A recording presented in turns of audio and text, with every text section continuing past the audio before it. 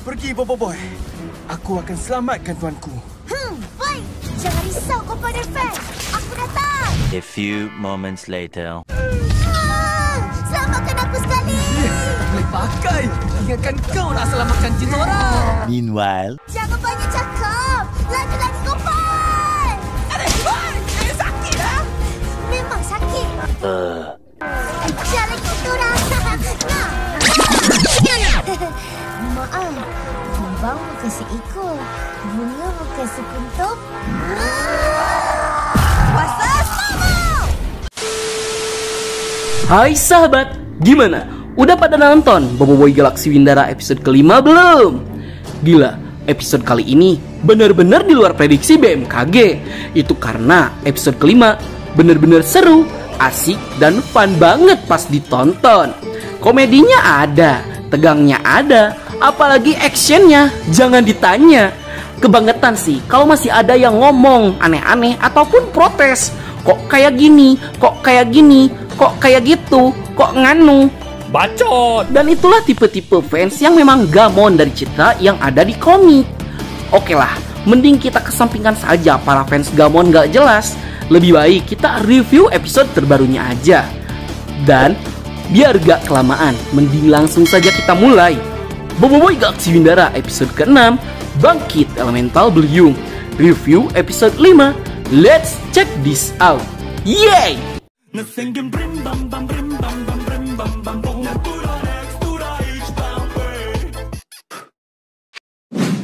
Oke, kita mulai dari keseluruhan cerita. Episode kali ini menjadi lanjutan episode sebelumnya, yang dimana Bobo Boy itu terpojok dengan pilihan untuk meninggalkan Windara atau tetap tinggal dan dibantai. Yang pada akhirnya Bobo Boy itu memutuskan untuk tetap berjuang demi planet Windara, yang walaupun diberi kesempatan untuk kabur, tapi dengan jiwa kesatrianya Bobo Boy itu tetap bertahan dan terus berjuang demi kemerdekaan Windara. Yang asli ini keren banget sih. Ya kalian fikri aja sendiri. Sebenarnya di sini Bobo Boy punya kesempatan untuk kabur dan pura-pura nggak tahu dengan konflik yang ada di planet Windara. Toh apa yang dia inginkan bakal dengan mudah tercapai, yaitu Bobo Boy kan pengen tetap menyimpan kuasa elemental biung untuk dirinya sendiri. Tapi pilihan Bobo Boy benar-benar tepat, bukan karena dia itu MC dan bukan karena dia pengen kuasa elemental biung, tapi itu karena development karakter Bobo Boy yang udah dimulai sejak awal. Ya kalian pikir aja sendiri, Bobo Boy dari episode kedua sudah diperlihatkan betapa kejamnya Ramos sampai tega merusak planet Windara yang indah.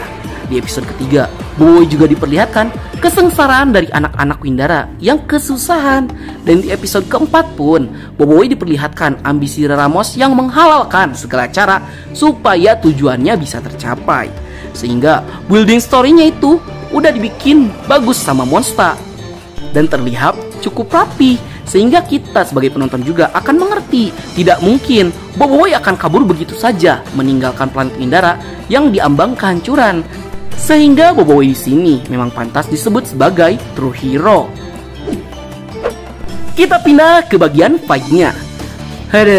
Nat udah kehabisan kata-kata untuk menggambarkan betapa seru dan kerennya battle Bobo Boy dan kawan-kawan melawan skuad Ramos. Awalnya Nat kira perubahan konsep perisai serangannya bakal bikin ceritanya jadi terganggu, tapi ternyata sama sekali enggak. Ditambah dengan banyaknya adegan yang berkesan, dimulai dengan keepikan Bobo Boy yang berganti pakaian menggunakan perisai Windara yang dibantu oleh kawan-kawannya. Asli, itu tuh keren banget sih, apalagi pergantian perisainya tuh pada saat waktu yang sangat genting. Namun awalnya kita kira armor Bobo itu terinspirasi dari serangga semut, yang ternyata jika kita lihat dari samping malah armornya lebih mirip seperti belalang. Kalau untuk Yaya dan Ying, Nat no comment sih. Itu karena mereka berdua gila keren parah di antara yang lain. Soalnya mereka berdua tuh nge-carry ketiga sahabat mereka buat ngelawan ketiga Jenderal Ramos. Mereka bener-bener jadi sosok MPV di episode kelima sekarang. Ya walaupun desain armornya itu diubah, tapi armor mereka itu sama kerennya juga dengan armor kawan-kawannya yang lain. Apalagi konsep serangga yang disesuaikan dengan kuasa mereka, yaitu serangga kepik dan serangga lebah.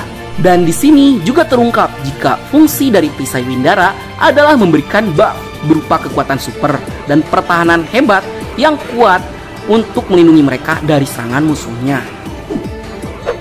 Tapi, anjir, Adudu emang gak nongol di episode kali ini, tapi dia bener-bener nyebelin. Itu karena impact dari apa yang Adudu lakukan di episode sebelumnya ternyata di luar dugaan.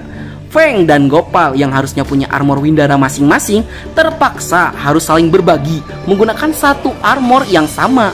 Dan sesuai dugaan dengan yang Nat teorikan jauh hari sebelumnya, jika armor Feng dan Gopal itu memang sepaket. Tapi Nat gak nyangka aja jika armor jatah Feng itu malah digondol sama si Adudu. Emang kayak tuyul si Adudu tuh. Sehingga kita pasti penasaran dengan wujud dari armor yang dibawa oleh Adudu itu seperti apa. Namun di sini Nat juga bingung. Walaupun perisai Gopal itu cuma untuk satu orang, tapi anehnya ada part bagian atas yang memiliki armor tangan dan topengnya. Sehingga kemungkinan besar Nat rasa armornya itu didesain memang untuk digunakan oleh dua orang. Oke, lanjut. Walaupun di sini kita tidak diperlihatkan Boboiboy CS yang dapat lawan 1 lawan 1, tapi tag team yang diciptakan oleh Boboiboy dan kawan-kawannya itu beneran keren banget. Dimulai dari menyingkirkan Jenderal Cikara, hanya perlu combo antara Yaya, Ying, dan Boboiboy Taufan. Dengan sangat cepat mereka bertiga melemparkan Cikala keluar istana. Yang jujur, Nat kira Cikala bakal ngasih impact gede gitu ke pertarungan. Tapi kalau kalian baca komiknya juga, ya sama aja sih. Cikala memang dikalahkan dengan sangat cepat oleh Yaya. Next kita ada battle antara combo YNY dengan Jenderal Sibella, yang dimana ini adalah fight terbaik di episode kelima. Asli, serius. Ya bagaimana enggak, Sibella yang solo harus ngelawan gempuran serangan dari Yaya dan Ying. Yang bahkan setelah menggunakan perisai Windara pun, Ying dan Yaya masih tetap kewalahan melawan Jenderal Sibella. Sehingga kayaknya pantas jika kita nobatkan Jenderal Sibella sebagai Jenderal Raramos paling kuat di antara yang lain. Yang Nat paling suka itu, setelah bertahun-tahun lamanya tidak digunakan, akhirnya kita juga bisa melihat kembali kombinasi antara Yaya dan Ying dengan combo khas mereka, yaitu combo YNY. Sampai pada akhirnya Sibella harus takluk dihempaskan berkali-kali dengan serangan mereka berdua. Pindah ke Jenderal Karumbang. Dikarenakan lawannya adalah Gopal dan Feng, udah pasti pertarungan mereka itu dibumbui dengan kelucuan dan tingkah konyol mereka berdua. Yang asli, Nat bener-bener dibikin tertawa terbahak-bahak dengan konyolan mereka.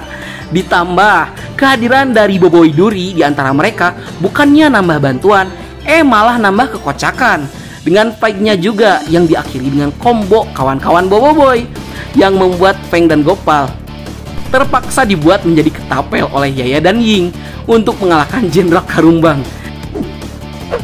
And finally, si Laler Ijo sampai akhir pertarungan pun dia nggak punya kekuatan apa-apa, anjir. The real ampas BR kali ini. And last, dengan bantuan dari Kukun Bot, Raramos akhirnya bisa bertransformasi menjadi makhluk hybrid antara serangga ngengat dan laba-laba. Yang gila sih, aura intimidatif dan seremnya bener-bener dapet. Yang harusnya Raramos dibikin kayak gini juga di dalam komik. Jadi memang terlihat jauh lebih sangar dan gagah gitu. Ya aura villainnya bener-bener udah kehabisan kata-kata. Baiklah, sekian dulu untuk konten kita kali ini. Bagi kalian yang suka konten seperti ini, jangan lupa untuk like, share, and subscribe, dan bunyikan tombol lonceng notifikasinya. Dan jika kalian ada tambahan, silahkan tuliskan di kolom komentar ya. Akhir kata dari Nat, sayonara, arigato gozaimashita. Matane, bye! Mereka berkoordinasi frekuensi yang sama. Kita jadi tak sudahi ragamu mendayu suara dirimu. Yes! Jadikan hanya aku satu-satu.